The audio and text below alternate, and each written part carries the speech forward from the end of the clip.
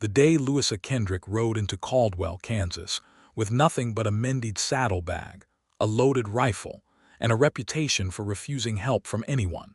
The whole town stopped what it was doing to stare, and Joseph Sutton, leaning against the post of his livery stable with a cup of coffee going cold in his hand, felt something shift in his chest that he had no name for yet. It was the spring of 1878, and Caldwell was a town caught between two worlds. The cattle drive still pushed north along the Kisham Trail, raising dust clouds that could be seen for miles, and the railroad was creeping closer every season, promising to change everything. Saloons ran full through the night, lawmen wore their badges like armor, and women who traveled alone were either remarkably brave or remarkably desperate. Louisa Kendrick, it would turn out, was both. She pulled her chestnut mare to a stop in front of the general store, swung down from the saddle with the practiced ease of someone who had been riding since she could walk, and tied the reins to the post without a second glance at the men watching her.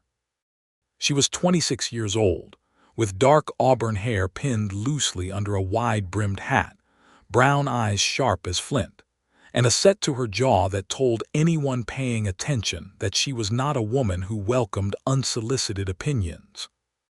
Her riding coat was dusty but well-made, her boots were worn but not ruined, and she carried herself with the quiet dignity of someone who had learned the hard way that the world did not hand you anything worth keeping. Joseph watched her from across the street and told himself he was only curious, the way a man is curious about anything unusual coming through a cattle town. He was 31, broad-shouldered, with dark hair that curled slightly at his temples and hands that were calloused from years of working horses. He had come to Caldwell 4 years ago with a little money, a good eye for horseflesh, and the idea that a livery stable near the trail would build itself into something solid. He had been right. He was not a wealthy man, but he was an honest one, which counted for more in Caldwell than most people admitted. He did not approach her. Something in the way she moved told him she would not welcome it, and Joseph Sutton had always had a talent for reading people that he credited to years of reading horses. Louisa went into the general store, spoke to old Hector Graves behind the counter, and came out 15 minutes later with a small package wrapped in brown paper. She stood on the boardwalk for a moment, looking up and down the main street with assessing eyes, and then she walked directly to the notice board nailed to the front of the post office. She read the notices for a long moment, then pulled a folded piece of paper from her coat pocket and pinned it to the board herself. Joseph finished his coffee, set the tin cup on the railing, and crossed the street. He told himself he was heading to the post office anyway. He was, more or less. He angled past the notice board just close enough to read what she had posted without being obvious about it. The handwriting was clear and unhurried. Seamstress and laundress available for hire. Experienced with fine fabrics and mending, reasonable rates. Inquire at Mrs. Dalton's boarding house, L. Kendrick. He did not know what he expected, but something about the notice made him thoughtful. She was not passing through. She was trying to stay. He almost said something when he passed her on the boardwalk. She was reading another notice, one about a lost dog, with the same focused attention she seemed to give everything. But he only nodded, and she gave him a brief, polite glance that carried absolutely no invitation, and that was the end of it. For about 3 days. Caldwell was not a large town. You could walk from one end of the main street to the other in under 10 minutes, and everyone who lived there knew everyone else's business whether they wanted to or not. By the second day, Louisa Kendrick had taken a room at a leaner Dalton's boarding house, and by the third day she had 2 clients for her sewing work, courtesy of a leaner herself, who had looked at Louisa's careful stitching and immediately sent word to her friends. Joseph encountered her again on the 4th morning, at the well behind the boarding house. He was there because he sometimes helped a leaner haul water when his workload was light enough, which was a habit he had developed 2 winters ago when a leaner's husband had passed and left her managing alone. Louisa was already there, working the handle with efficient strokes, and she looked up when he came around the corner of the building with a yoke across his shoulders. "I can manage," she said immediately. "I know you can," he said, setting down the yoke and the empty buckets. "I am here to help Mrs. Dalton, not you." Something in that answer made her blink. Then she stepped back slightly and let him work the handle while she waited for the bucket to fill. There was a silence between them that was not exactly comfortable but was not hostile either. It was the silence of two people who had not yet decided what to make of each other. "You run the livery," she said. It was not quite a question. "Joseph Sutton," he said. "Yes." "Louisa Kendrick." She said her own name the way people do when they are establishing themselves, planting a flag. "I know," he said. "Small town." "Too small," she said, but there was no real bitterness in it, just observation. He filled the buckets and carried them inside for a leaner, and Louisa carried her own bucket back to wherever she needed it, and that was that. But he found himself thinking about her at odd moments during the day, in the way you think about an interesting problem that you are not yet sure how to approach. Over the following weeks, Caldwell's rhythms pulled them into proximity the way small towns always do. They sat in the same pew at the Sunday service, separated by half a dozen people, and he noticed she sang quietly but on key. They both frequented the general store on Wednesday mornings, which turned out to be when Hector Graves got his new stock, and they developed a habit of arriving at nearly the same time and exchanging brief, civil words over the dry goods. She was building something here. He could see it, the small, steady architecture of a life being constructed from scratch. She took on more sewing clients. She helped a leaner with the garden. She learned which of the cowboys who came through were respectful and which were not, and she handled the latter with a cool economy of words that sent them on their way without a scene. He admired her more each time he saw her, which was inconvenient, because he was fairly certain she did not want to be admired. She was not prickly exactly, but she was contained. She kept a specific and deliberate distance between herself and everyone around her, a kind of invisible fence that was polite enough that most people did not notice it, but real enough that no one got too close. Joseph noticed it because he recognized it. He had put up a similar fence himself, after a girl he had meant to marry back in Missouri had changed her mind and married someone else 6 years ago. He had come west partly to build a business, and partly to put enough miles between himself and that particular memory that it stopped hurting when he breathed. The fence had worked in the sense that he had not let himself get close enough to anyone to be hurt again, and it had failed in the sense that he was 31 years old, and the loneliness had become a companion he no longer knew how to shake. He did not intend to do anything about Louisa Kendrick. He was practical enough to see the fence she had built, and wise enough to know that tearing down someone else's walls uninvited was not romance. It was invasion. But then came the night of the Caldwell Spring Social. Eleanor Dalton hosted it every year in the large room off her dining hall, and attendance was more or less expected of anyone who boarded there or wanted to stay in Eleanor's good graces, which covered most of the respectable population of town. There was fiddle music, there was food, there were mason jars of lemonade, and for the men who wanted it, something stronger passed quietly between friends. The cowboys from the nearest ranches came in, and the shopkeepers and the lawmen and the families. It was the kind of evening that could almost make you forget that Caldwell was a rough town on the edge of Indian territory, a place where things could go sideways fast if the wrong people had the wrong kind of night. Louisa came because Eleanor asked her, and she could not say no to Eleanor, who had been nothing but generous to her from the first hour. She wore the best dress she had, a dark blue wool that she had mended so carefully the repairs were invisible, with her hair pinned up in a way that took 10 years of weathering off her face and left her looking genuinely, quietly beautiful.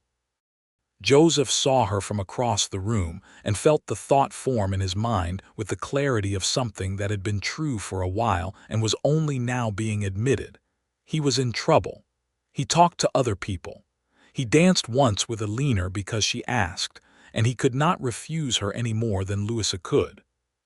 He ate, he talked about cattle and spring grazing and the railroad, and he was aware of Louisa the entire time the way you are aware of a fire in the room, not burning you, but warm enough to know it is there.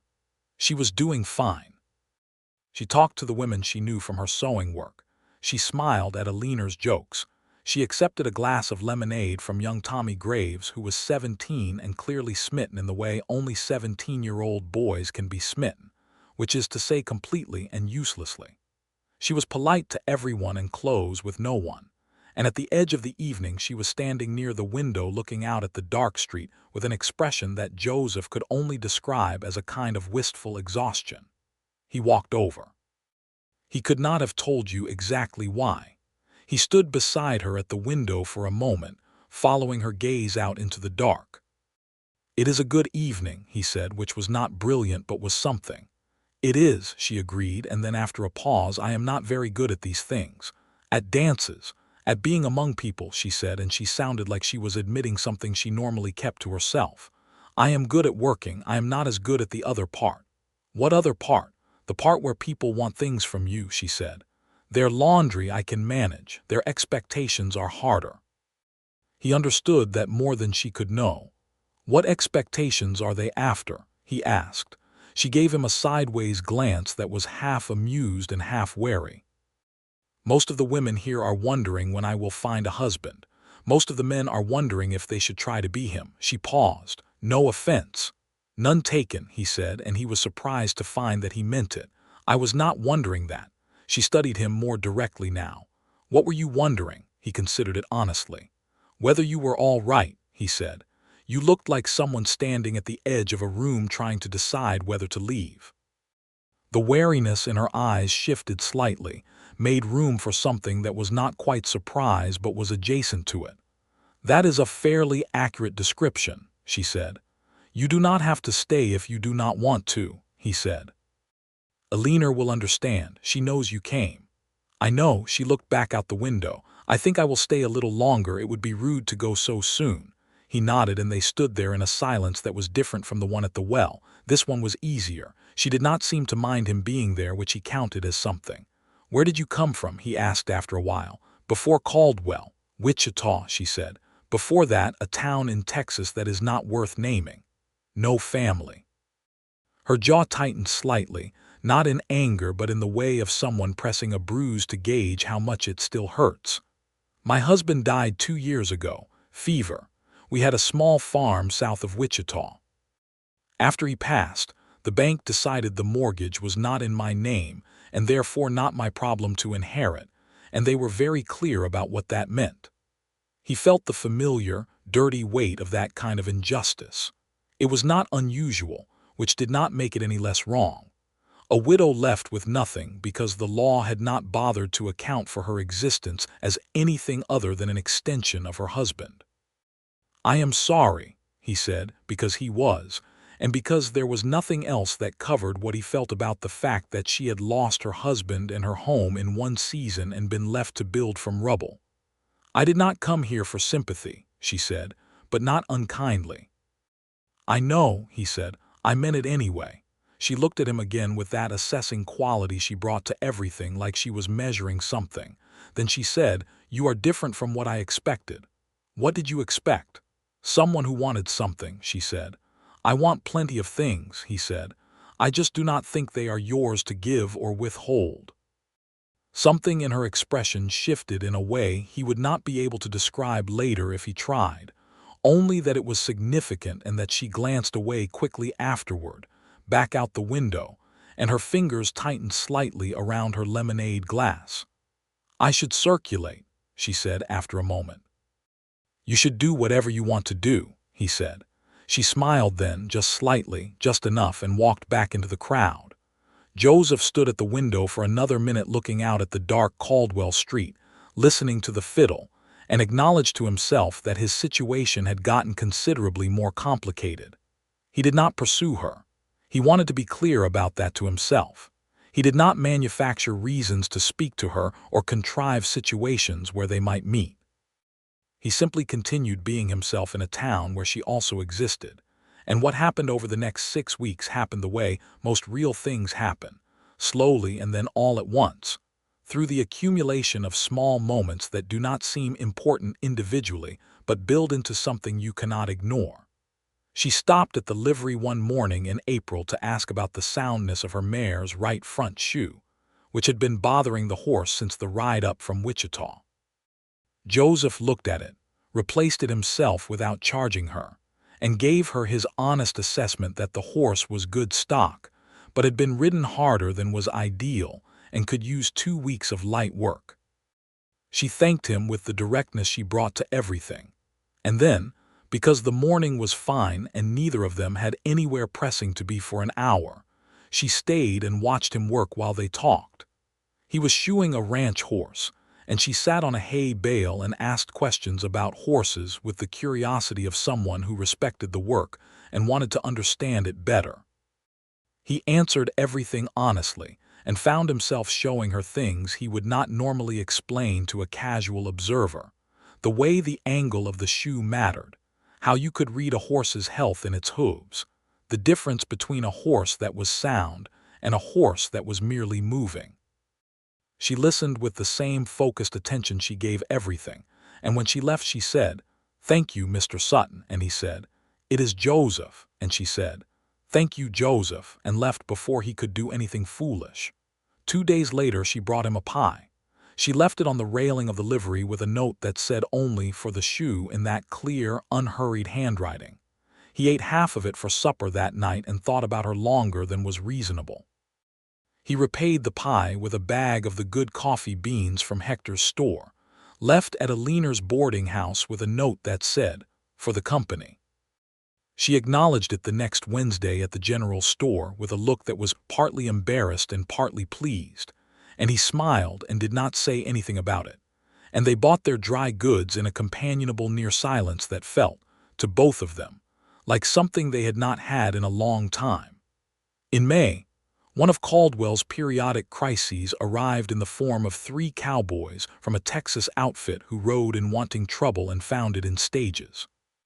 The first stage was a fight at the saloon, which Sheriff Amos Cole broke up efficiently. The second stage was a dispute about money that ended with one of the cowboys pulling a gun in the middle of Main Street, which Cole also handled, with backup from his deputy. The third stage was that one of the men, in the process of being arrested, broke free and ran, and in his running he crashed through the yard of a leaner's boarding house, knocking down the garden fence and scattering the chickens, and came face to face with Louisa, who was hanging laundry. She did not scream. She leveled a look at him that stopped him as surely as a wall. He stared at her. She stared back. She said, in a voice like iron wrapped in silk, "Sit down and wait for the sheriff, because if you run again you will have to go through me, and I promise you I am more determined than you are." She kept one hand near the rifle that was propped against the clothesline post, and she did not take her eyes off him. He sat down. The sheriff arrived 90 seconds later and collected him with an expression of disbelief that shifted into appreciation when he understood what had happened. Joseph heard about it from 3 different people before noon and was surprised by how little surprised he was. Of course she had done that. He had known from the first day that she was that kind of woman. He did find himself crossing the street to the boarding house to make sure she was all right, which he told himself was just the kind of thing a neighbor did. She was in the garden, fixing the fence the cowboy had broken, with the same methodical competence she brought to everything. "Are you hurt?" he asked. "No," she said, testing the fence post for stability. "That was a brave thing to do," he said. "It was a practical thing," she said. "He was between me and the door, and running was not going to help." "The rifle was smart," he said. "The rifle was not loaded," she said, and glanced up at him with a look that was entirely self-aware and slightly wry. "I had just finished cleaning it." But he did not need to know that. Joseph laughed, which he had not expected to do, and she smiled, which he had not expected her to do, and they looked at each other across the broken fence with the easy recognition of 2 people who have, at some point between the beginning and now, stopped being strangers. He helped her fix the fence. She did not ask him to and did not argue when he picked up the other end.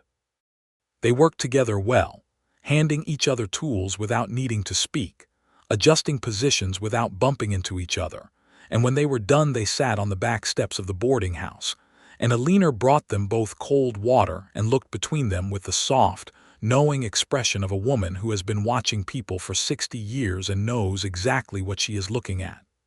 That evening, sitting on those steps in the long spring light, they talked for 2 hours. Really talked, the way people do when the fence between them has come down far enough that real conversation becomes possible. She told him about her husband, whose name was Robert, who had been a kind and hardworking man, and who she had married at 20, because it seemed like the right thing to do at the time, and had come to love genuinely in the years they had together. She told him about the farm, the smell of the Kansas wheat, the way Robert used to wake before dawn and stand on the porch with his coffee, looking at what they had built and looking so satisfied that it broke her heart to remember it. She told him about the bank, about the lawyer who would not meet her eyes when he explained that the property was in default, about riding out of Wichita with what she could carry, and the bone-deep determination that she was never going to let the ground be taken from under her again. He told her about Missouri, about the girl whose name was Clara, and who he did not blame, not really, because they had been young and wanting different things, but who had left a particular kind of hollow that he had filled with work and horses and miles of open country. He told her about coming to Caldwell, about the first year when the stable was little more than a shed and he slept in it himself and ate whatever he could afford, about the slow growth of something real, about the feeling of having something he had built himself that could not be taken away. "That is why I am here," she said. "That is what I am trying to do." "I know," he said. "I can see it." "I am not looking for a partner," she said, and the way she said it was careful and deliberate, the way you say something you have rehearsed because you need it to be clear. "I am not interested in handing anything over again. What I build is mine." He was quiet for a moment. The light was going gold and the cattle sounds from the edge of town drifted toward them on the evening air. "I am not looking either," he said. He said it simply, without argument or negotiation, and then he looked at her and said, "I already found one." The silence that followed was different from any silence they had shared before. She looked at him with an expression that was moving through several things in quick succession: surprise, uncertainty, something that was afraid of itself, and underneath all of it, something that was not quite ready to come out yet but was alive and real. She did not say anything for a long moment. Then she said, "Joseph." "You do not have to say anything," he said. "I am not asking you for anything. I am just telling you the truth because I think you deserve to hear it and I am tired of pretending it is not there." She looked down at her hands in her lap. She said, "You are not making this easy." "Easy was not something I was aiming for," he said. "I was aiming for honest." She looked up at the darkening sky, and he could see the war inside her, the woman who had learned not to trust and the woman who was tired of carrying that lesson everywhere she went. "I need time," she said finally. "I know," he said. "I have plenty of it." She went inside shortly after that, and Joseph walked back to his livery in the blue Kansas dusk, unsure of everything except that he had told the truth and that it had mattered, one way or another. Summer came to Caldwell like a slow flood, heat building out across the prairie in long shimmering waves. The cattle drives peaked in June and July, bringing noise and dust and money, and the particular tension that came with 100 cowboys descending on a small town at the end of a hard trail. Joseph's livery was busy from before dawn until well after dark. Louisa's sewing work expanded. She was hired by the wife of a local rancher to help make clothing for the ranch hands and found herself with more steady work than she could manage alone. She hired a young woman named Daisy Perkins, who was 18 and clever with a needle and desperately needed the income. Watching Louisa manage the work, divide the tasks, handle the clients with patience and precision, Joseph understood something he had not put into words before. She was not just surviving. She was building. Every week she stayed in Caldwell and did her work with integrity and competence. She was laying another stone in something real. He respected her too much to press his case again after that evening on the steps. He had said what he meant to say, and he let it stand. But he also did not pretend the conversation had not happened, and neither did she. What changed between them was subtle but real. She stopped maintaining quite such a careful distance. She stopped bracing herself when he approached. She started saying his name in conversation naturally, without that deliberate quality, the way you say the name of someone who belongs in your world. They fell into a pattern that was not courtship exactly, but was nothing else either. On Sunday mornings, they walked to church from opposite directions and fell into step together for the last half block without planning it. On Wednesday mornings at the general store, they lingered longer over their shopping than either of them strictly needed to. On evenings when the heat made the boarding house stuffy, she would sometimes sit on the front porch with her mending, and he would sometimes walk by and stop, and they would talk while the town settled around them. He told her things he had not told anyone in years. About his father, who had been a difficult man, demanding in the way of men who have not been given what they need and do not know how to ask for it. About his mother, who was still living in Missouri, who wrote him letters with the careful handwriting of someone for whom writing was not easy, and whom he missed in the specific way you miss people you love but cannot quite reach. About his hopes for the livery, about the dream he had of eventually adding a small training operation, about the pleasure he took in the work itself. She listened to all of it, and she gave him equal measure. She told him about her childhood in a town in East Texas, about a father who was kind, and a mother who was practical, and a childhood that was not unhappy, but was shaped by the constant awareness that the family never quite had enough. She told him about learning to sew from her mother, about the way her fingers had known what to do before her mind caught up, about the pride of making something beautiful from very little. "I have always been able to take care of myself," she said one evening in early July, when the heat was so thick it felt like something you could lean against, and they were sitting on the porch in the last of the daylight. "Even when I did not have to, I always knew that I could. I think that is what scares me about trusting someone." "What does?" he asked. "If I trust someone and they take care of something and then they are gone," she said slowly, choosing her words, "I do not know any more if I can do it myself. You start to lean, and then the support is taken away, and falling is worse than if you had just kept standing alone." He understood that with a precision that came from his own particular version of the same fear. "What if the person does not ask you to stop standing?" he said. "What if they just want to stand next to you while you do it?" She looked at him for a long moment. The light was going amber and the cicadas were starting, that huge, buzzing summer sound of the Kansas evening. "That would be different," she said carefully. "Yes," he said, "it would." Something shifted that evening. Not resolved, not decided, but moved. He could feel it, and he was almost certain she could too. In late July, Caldwell was hit with a string of bad weather, a series of severe thunderstorms that came through over 3 days and turned the streets to mud and kept most of the town indoors.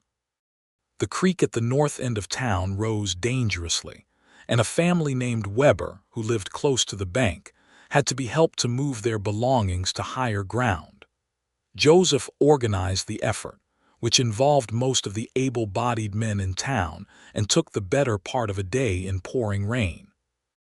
Louisa and Alina and 2 other women from the boarding house organized the dry side of it, getting the Webers' belongings sorted and dried, feeding the men who came in soaked and exhausted, managing what could have been a crisis with the competent calm of women who knew that the domestic work of emergencies was as important as the physical.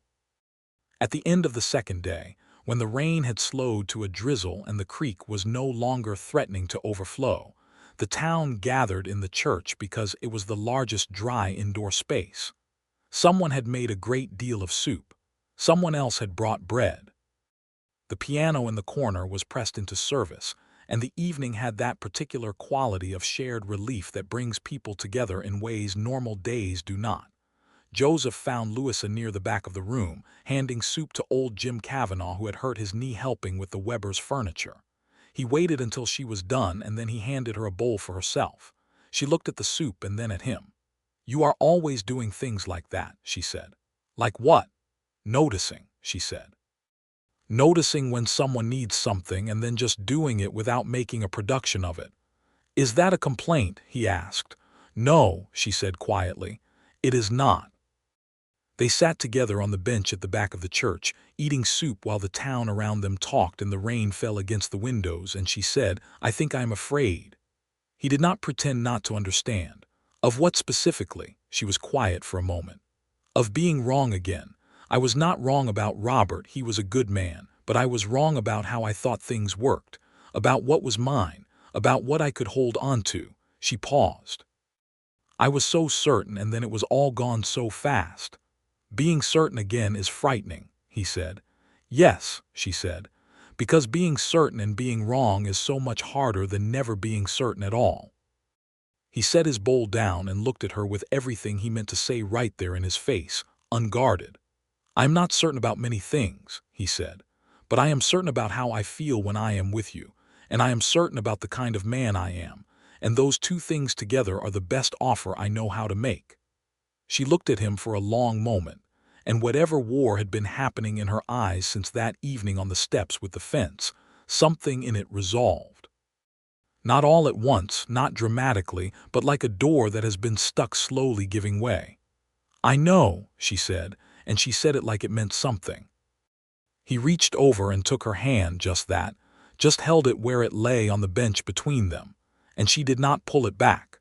The piano played something cheerful and the rain fell, and the soup grew cold, and they sat there in the back of the church in Caldwell, Kansas, with their hands together, and it was the most significant moment either of them had experienced in years. Summer moved toward autumn with the particular bittersweet grace of the Kansas seasons, the heat breaking in August into long, cool evenings that smelled of grass and distance, the nights coming earlier, the sky going those impossible colors at dusk that make you understand why painters tried and failed and tried again.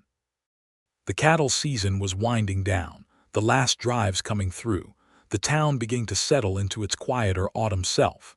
Joseph and Louisa were not secret. Small towns do not permit secrets, and they were not attempting one. They were simply themselves, in each other's presence more than they were apart, and the town saw it and made of it what it would. Eleanor was quietly ecstatic and kept her opinions to herself with admirable restraint, letting only a certain brightness in her eyes give her away. Hector at the general store nodded at them with satisfaction every Wednesday morning. Sheriff Cole, who was a man of few words, once said to Joseph, "Good woman, Sutton," with the economy of a man who considered that sufficient. They went for rides on Sunday afternoons when the work allowed it, out into the open country where the grass went on forever and the sky came down to meet it, and the world felt enormous and clean. He showed her the country he had come to love since arriving in Kansas, the way the light fell on the prairie in the afternoon, the creek beds that ran with clear water in the wetter seasons, the small things that were beautiful if you looked for them. She showed him things too, the way she looked at the world, the details she noticed, the bird calls she had learned to identify, the way she could read weather in the cloud formations above the plain.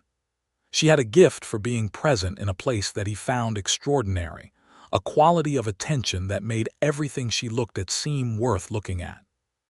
One September afternoon, they had ridden out several miles from town to a slight rise in the land where you could see for what felt like 100 miles in every direction, the grass golden with early autumn, the sky a blue so deep it was almost painful. They tied the horses and stood in the wind looking out at it, and without planning to or thinking about it, he reached for her hand and she gave it to him, and then she turned toward him, and there was something in her face that was so open it almost stopped his heart. "Joseph," she said. "Louisa," he said. And then he kissed her, very gently, standing on that small rise in the Kansas prairie with the wind moving through the grass and the horses' manets lifting. And she kissed him back, with the held breath of someone who has been waiting for something and is finally allowing themselves to have it. When they pulled back, they looked at each other with the slightly stunned expression of people who have done the thing they have been moving toward for months and found it even more true than they expected. "I'm still not entirely certain this is wise," she said, but she was smiling. "Probably not," he agreed, smiling too. "Wise is overrated." She laughed, and the sound of her laugh in the open Kansas sky was the most welcome thing he had ever heard. They rode back to Caldwell in the golden afternoon, and the town that saw them return together with that particular ease between them understood, the way small towns do, that something had settled. He asked her formally to walk out with him 3 days later, standing in the garden of the boarding house with his hat in his hands and the kind of straightforward sincerity that was the best thing about him. She accepted with equal directness. No coyness, no performance, just the honest yes of a woman who has made a considered decision and is comfortable with it. Eleanor, watching from the kitchen window, allowed herself one small, satisfied smile. The autumn of 1878 in Caldwell was the kind that everyone who lived through it remembered as unusually fine, with warm days and cool nights, and a generosity to the light that made everything look like a painting. Joseph and Louisa moved through it together with the particular joy of people who have come through something difficult and arrived somewhere they did not expect to be this fortunate. Their courtship was not without its rougher moments. She had strong opinions and was not shy about them, and he had his own stubbornness, which he had inherited from his difficult father and which showed up mostly around matters of principle. They argued twice, both times about things that were really about the deeper question of independence and trust, both times resolved through the simple and effective method of each of them being honest about what was actually frightening them rather than what they were nominally disagreeing about. After the first argument, she came to the livery the next morning and said, "I owe you an apology for the way I said it, not for what I said." He looked at her for a moment. "I owe you an apology for the way I heard it," he said. They had coffee together in the small room off the stable where he kept his accounts, and they talked it through properly, and by the end they understood each other better than they had before the argument, which was the best possible outcome. After the second, he came to her at the boarding house with a small bunch of wildflowers he had gathered from the edge of the creek, looking somewhat self-conscious about them, and she took them from him and said, "I should not have said that you do not understand." "I should have listened better," he said. "You do listen," she said. "I was frightened and I took it out incorrectly." "I know," he said. "So did I." They sat on the porch with the flowers in a tin cup between them and talked until Eleanor called them in for supper. And that was that. October brought the first frosts and a general settling of Caldwell into the slower pace of the colder months. Joseph had less livery work, but used the time to undertake improvements to the stable that he had been planning for 2 years, expanding the stalls, improving the drainage, adding a proper room for harness and equipment. Louisa's sewing work was actually busier, as people prepared for winter, needing heavier clothing, repairs, wool blankets. She and Daisy Perkins worked steadily, and she had enough coming in now that she had begun to save in a meaningful way. Joseph noticed that she kept careful account of her money, not in any miserly way, but with the focus of someone who had learned what losing everything felt like, and intended never to revisit that experience. He never commented on it, recognizing it for what it was, and she noticed that he never commented on it, which she added to the long list of things about him that earned her continued trust. He proposed to her in November. He did it the right way for who they both were, which was not grand or theatrical but direct and honest. He came to the boarding house on a Tuesday evening when the world outside was cold and the parlor was warm with lamplight, and Eleanor discreetly found somewhere else to be, and Joseph sat across from Louisa and told her what he had to offer. He told her that the livery was his, clear and unencumbered, and that he had savings enough for a decent house, not elaborate but solid and built to last. He told her that he was not asking her to give up her work or her independence or anything that was hers, that he would put everything they had together in writing if she wanted, that her name would be on the deed to the house as much as his because he would not have her in the position she had been in before. He told her that he loved her, which he said plainly and without ornament, looking her in the eyes. He told her that he wanted to build a life with her in which they were both standing, both contributing, both present and real and known to each other. Then he took a small ring from his pocket that had been his mother's, a simple gold band with a small inset of amber, and he held it out and he asked her. She sat very still for a long moment, and he could see everything moving through her, the fear and the love and the old wounds and the new certainty. "You thought about the deed," she said. "I thought about everything," he said. "I wanted you to be safe." She reached out and took the ring from his palm and looked at it. Then she looked at him with an expression so full of everything it held that he felt it in his chest like a struck bell. "Yes," she said. "Joseph, yes." He put the ring on her finger, and she held her hand up and looked at it in the lamplight. And he watched her face do the complicated, beautiful thing it did when she was feeling something too large for her usual composure to contain. And he felt more fortunate than he had believed himself capable of being. Eleanor, who had absolutely been listening at the parlor door, knocked once and then came in with a bottle of something celebratory she had been keeping for the right occasion, and the three of them sat in the warm parlor while the Kansas November pressed against the windows and toasted the future. They were married on a clear, cold Saturday in December of 1878, in the same church where they had sat together in the back with soup and held hands for the first time. Sheriff Cole stood up for Joseph. Eleanor stood up for Louisa, and Daisy Perkins cried enthusiastically throughout the ceremony, which made Louisa laugh during the vows, which made Joseph laugh, and the minister, who was not a humorless man, smiled and continued without remark. The church was full of the Caldwell people who had watched this story unfold over the better part of a year: Hector Graves and his wife, the Weber family they had helped in the flood, the rancher's wife who had given Louisa the steady work, the cowboys from the neighboring outfits who respected Joseph. It was a community assembled around them, and it felt like what it was, a foundation. After the ceremony, there was a dinner at Eleanor's boarding house, because of course there was, and there was music and food and the warm, overlapping noise of people genuinely happy for two people they genuinely liked.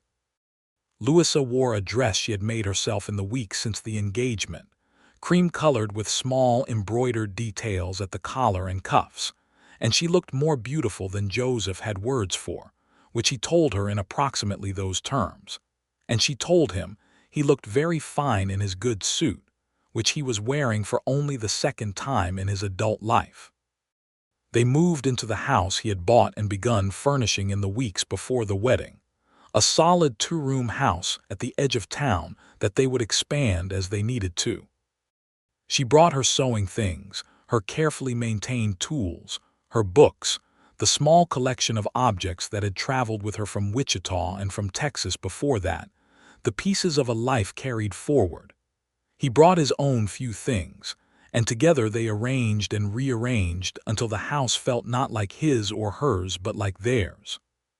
The first winter of their marriage was the kind that stays in memory as a separate, complete thing, sealed off from everything before and after by the particular quality of its happiness. The cold kept them in much of the time, and they discovered the deeper pleasures of domestic companionship, the way the house smelled of the breakfast she made before he went to the livery, the way he found small things to repair or improve, so that the house became incrementally more comfortable every week. The evenings with the lamp lit and the fire going and her sewing and him reading aloud from whatever they had borrowed from Eleanor's small library. They also discovered the ordinary frictions of two solitary people learning to share space, the habits each had developed alone that had to be negotiated, the preferences and differences that they worked through with the basic tools of people who have committed to honoring each other: honesty, humor, and the willingness to apologize when necessary. She was a light sleeper, and he was not, so they devised a particular arrangement of the bedding that worked for both of them. He was careless about where he left his boots, and she was immovable about the work table where she laid out her sewing, and both things required adjustment and got it. He cooked better than she expected, and she was better at the household accounts than he was, and they divided these things by aptitude rather than convention, which Alina considered very modern and which they simply considered efficient. Spring came again to Kansas, and with it the thaw and the new growth and the sense that the world was starting again. The cattle season began its familiar build-up, and Joseph's livery was busy again, and Louisa hired a second helper for the sewing work because Daisy alone could not keep up with the demand. Life in Caldwell had a shape now, a good reliable shape that held them both. In April, Louisa told Joseph she was expecting a child. She told him in the kitchen in the early morning, before he left for the livery, with the matter-of-fact care with which she approached everything important. He set down his coffee cup and looked at her for a long moment, and then he crossed the kitchen and put his arms around her very gently, and held her there while the morning light came through the window, and she let herself be held in the particular way she had slowly learned to allow herself to be held fully without the braced quality that had taken a long time to unlearn. "Are you frightened?" he asked. "Yes," she said. "A little, you?" "Yes," he said. "More than a little." "Good," she said, pulling back to look at him. "I would be suspicious of someone who was not," he smiled. "Everything will be fine," he said, and he did not say it as a guarantee because he was too honest for that, but as the intention they would carry forward, and she understood the difference and was grateful for it. The summer of 1879 passed in a particular quality of waiting, the work continuing, the house expanding by one additional room that Joseph built with help from two men from the neighboring ranch who owed him a favor, the careful preparations that Louisa made with the same methodical thoroughness she brought to every project. Alina was at the house almost every day as the time got close, and the doctor from Caldwell, a man named Hartwell who was competent if not particularly warm, was retained. Louisa wanted things managed carefully, and they were. Their son was born on a Thursday morning in October 1879, after a labor that was long and hard, and through which Louisa was, characteristically, more composed than Joseph was. Alina managed the situation with authority, and Dr. Hartwell did his work, and Joseph paced the front room until Alina came out and said, "You have a boy, and Louisa is tired but well," and he felt something happen to his legs that required him to sit down on the nearest chair. He went in to see her, and she was lying back against the pillows with the newborn in her arms and an expression on her face that was unlike anything he had seen there before, softer than anything, more vulnerable and more fierce simultaneously. "He is healthy," she said. "I checked." "Of course you did," Joseph said, and sat on the edge of the bed and looked at his son, this small compact fact of a person, with his wife's dark hair and what looked like it might become Joseph's jaw, and felt the overwhelming, ordinary miracle of it. They named him Thomas Robert Sutton, Thomas for Joseph's father, because despite everything difficult between them, Joseph could not cut the man entirely out of the record, and Robert for Louisa's late husband, because she said that Robert had been part of the life that brought her here and deserved to be acknowledged. Joseph thought about that for a moment and then said, "That is generous of you." "It is honest," she said. "That is not the same thing." He looked at her with everything he felt about her right there unguarded, and she looked back at him in the same way, and Thomas Robert Sutton slept between them, new and entirely indifferent to the fullness of the moment around him. Thomas was a healthy, solid baby who grew into a curious, vigorous toddler in the way of children who are well-loved and well-fed and given room to be themselves.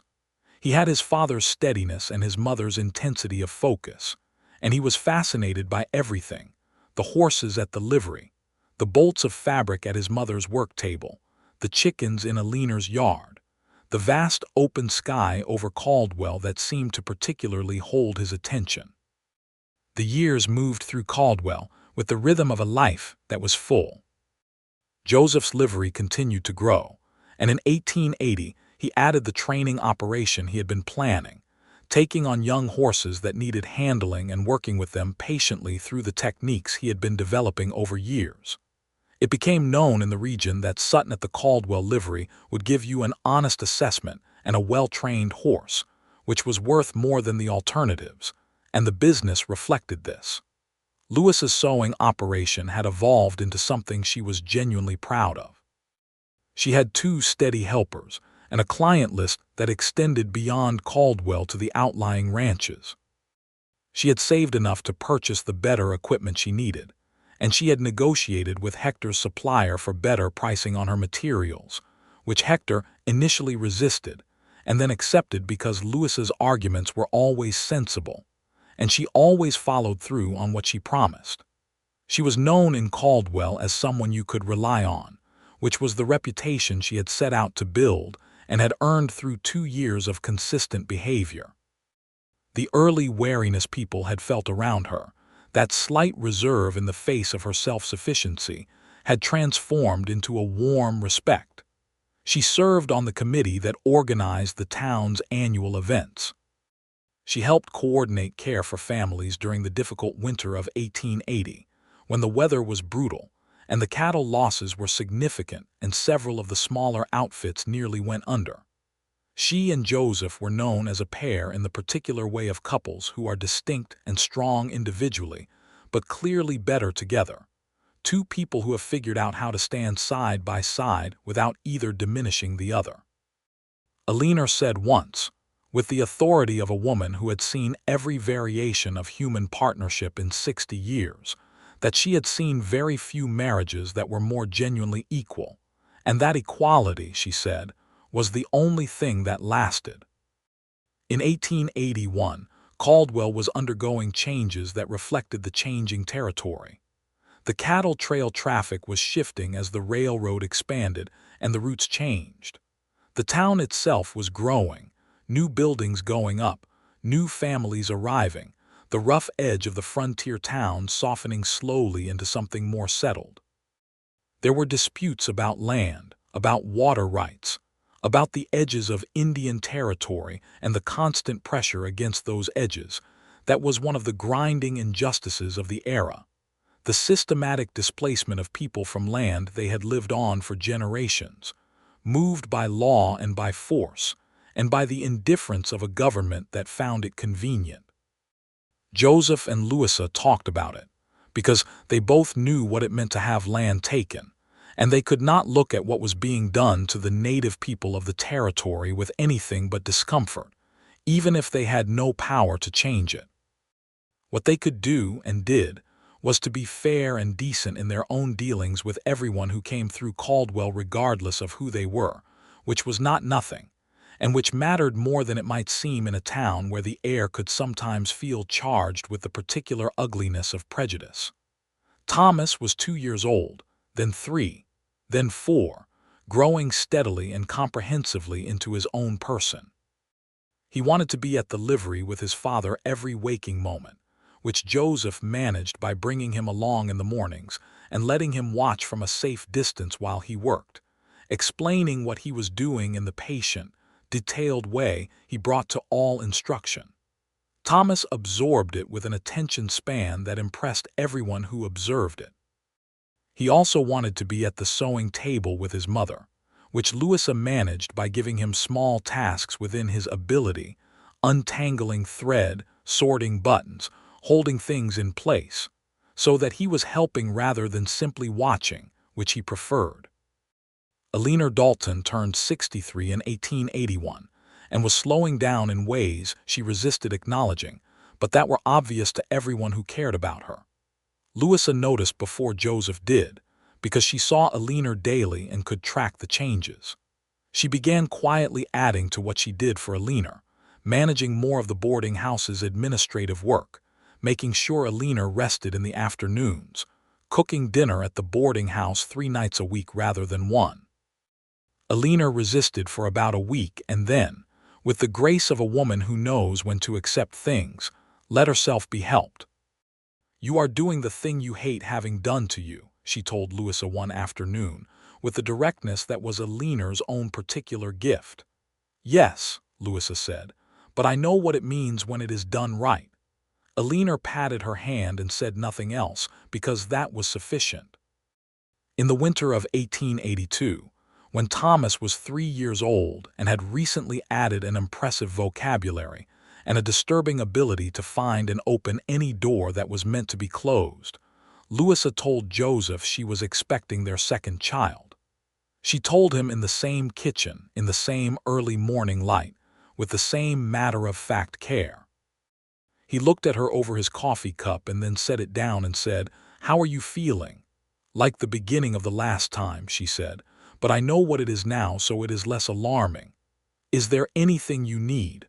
"More patience from Thomas," she said, "but I do not think that is within your power to provide." He laughed and she smiled, and he reached across the table and covered her hand with his, and she turned her hand over and held his, and they sat for a moment in the warm kitchen with the winter light coming in, and the comfortable familiar weight of a life they had built together settling around them. Their daughter was born in July of 1882, on a morning so hot that the windows were all open, and the bedroom smelled of summer grass, and the dried lavender that Alina had sent over from her garden. She was small and efficient about arriving, unlike Thomas, who had taken his time, and she came into the world with a particular expressive quality to her face that told everyone who saw her in the first 5 minutes that she had opinions and intended to make them known. They named her Clara May Sutton. Clara was Louisa's choice, and when Joseph heard it he was quiet for a moment, understanding what it meant for her to give their daughter that name, the name of the girl in Missouri who had taught him what loneliness felt like and therefore, in an indirect but real way, had been part of the road that led him to Louisa. "Are you certain?" he asked. "She deserves a beautiful name," Louisa said. "And you carrying that memory kindly rather than bitterly is part of why I trust you. It seemed right to mark that." He had no words for how he felt about that, so he did not try to find them. He simply kissed her forehead and looked at Clara May, who was looking back at the world with an expression of intense interest, and was grateful in a way that had no bottom. The years moved forward with the grace of things that are going well. Thomas grew into a serious, thoughtful boy with a gift for working with animals that made Joseph proud in the specific way of a parent watching a child become genuinely themselves. Clara grew into exactly the person her first 5 minutes had suggested, full of opinions and the complete conviction that they deserved to be heard, which Louisa managed with the patient firmness that came naturally to her. Caldwell changed as Kansas changed, the cattle trail era fading as the railroad consolidated, and the open range began to close with fences and homestead claims. By the mid-1880s, the town had shifted from its roughest incarnation into something more settled, more domestic, more concerned with schools and churches and roads than with cattle drives and saloon fights. Joseph's livery adapted, because he was good at reading what was coming and preparing for it, shifting more toward the local trade and the training operation, which continued to grow. Louisa's sewing business evolved too, as the goods available in the region improved and the clientele's expectations shifted. She hired a third helper and began taking work from as far as Wichita, shipping completed garments by the railroad that had once represented such a threat to the cattle economy. She was building something so solid that it could not be taken away, exactly as she had set out to do, and the satisfaction of it was a quiet, constant joy. Alina Dalton died in the spring of 1884, peacefully in her sleep, in the boarding house she had run for 30 years. Louisa sat with her in the last weeks and was there in the early morning when Alina did not wake up, and she sat with her for a while before she went to tell Joseph, sitting with the completeness of a person who gave everything to the people she loved and had given everything to Alina.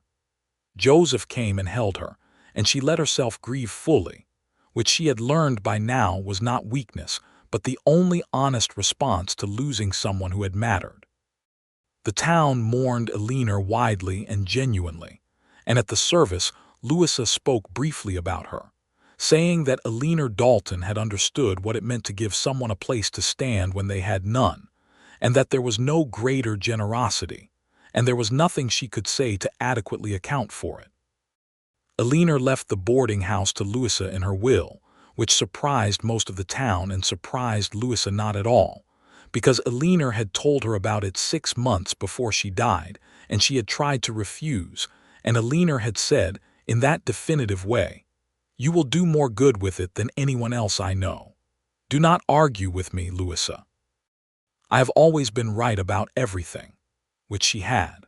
Louisa kept the boarding house as a boarding house because it was what Eleanor had built, and she believed in honoring the form of things that worked, and also because Caldwell still needed it. She managed it with the capable precision she brought to everything, and it continued to be the kind of place Eleanor had made it, reliable and decent, and genuinely welcoming to those who needed it. By 1885, Caldwell was a different place than the one Louisa had ridden into 7 years before. The roughest days were largely past, the cattle trail was quieter, the new families had laid down roots, and the town had the feel of somewhere building toward permanence rather than teetering at the edge of chaos. Joseph's livery was a fixture, his reputation long established, his work respected throughout the county. Louisa's sewing business and the boarding house together made her one of the more successful businesswomen in the county, which she was aware of, and which mattered to her not as status, but as proof of what she had set out to prove that first morning. She pinned her notice to the post office board. Thomas was 6 years old and had entered the school that had been established 2 years prior, walking to and from it with the purposeful stride of someone who considers education important and is not wrong about it. Clara was 3 and had developed a particular attachment to the horses at the livery that Joseph encouraged with the openness of a man who sees a true nature forming and knows better than to interfere with it. On a fine October afternoon in 1885, Joseph and Louisa were sitting on the porch of their house, which had been expanded twice since they moved into it, and now had a proper kitchen and 3 bedrooms and a wide front porch where they spent the best hours of the warm months. Thomas was at the livery, where he was allowed to be on weekend afternoons under the supervision of Jake, the reliable young man who had worked for Joseph for 3 years. Clara was chasing chickens in the yard with complete committed joy. The light was going golden over the Kansas prairie, that particular autumn light that had become one of Louisa's favorite things about this country. And Joseph was drinking coffee and reading the newspaper and occasionally making comments about the territorial politics, which were ongoing and complicated. And Louisa was working on a piece of embroidery that she was doing entirely for pleasure rather than for pay, which was a luxury she had decided to allow herself. She looked up from the embroidery and across the yard where Clara was still pursuing the chickens, who were more than capable of evading her. And she thought about that morning 7 years ago when she rode into this town with nothing but her saddlebag and her stubbornness and her determination to build something that no one could take away. She thought about the notice she had pinned to the post office board, and the weeks that followed, and the evening on the boarding house steps, and what Joseph had said to her, that plain and irrevocable declaration, and the whole long story that had followed from it. Joseph looked up from the newspaper and found her looking at him, and he lowered the paper. "What?" he asked, with the ease of a man who knows he is loved and is comfortable asking. "I was thinking about something," she said. "About what?" "About what you said to me," she said, "that evening on the steps, when I told you I was not looking for a partner." He was quiet for a moment, and she could see that he remembered it exactly, the way you remember the things that matter. "And," he said. "You were right," she said. "I was not looking, but you were also right about the other part." He set the newspaper down entirely. "That I had already found one." "Yes," she said. "That you had already found one." He looked at her across the porch with everything he felt about her, about this life, about these 7 years of stubborn, imperfect, extraordinary, ordinary happiness right there in his face. "Louisa," he said, "Do not be sentimental about it," she said, but she was smiling. "I am going to be exactly as sentimental as I want to be," he said. She laughed, that laugh that still got him the way it did on the Kansas prairie the first time he heard it, and shook her head and went back to her embroidery. And he went back to his newspaper. And Clara caught a chicken and held it up triumphantly and announced this achievement to the entire yard. And the late afternoon light fell over everything, warm and golden and whole. There are things you cannot know when you are riding into a strange town with a mended saddlebag and a will that has been tested to its limit. You cannot know which notice boards will change things, which evenings will matter, which quiet morning conversations are laying the foundations of something that will hold. You cannot know that the man watching you from across the street with a cold cup of coffee is going to understand you better than you have ever allowed yourself to be understood. You cannot know that your stubborn, carefully protected life is not going to be dismantled but expanded, not taken apart but added to, in ways that will not make you less yourself but more. Louisa Kendrick had come to Caldwell to build something that was hers. She had built it.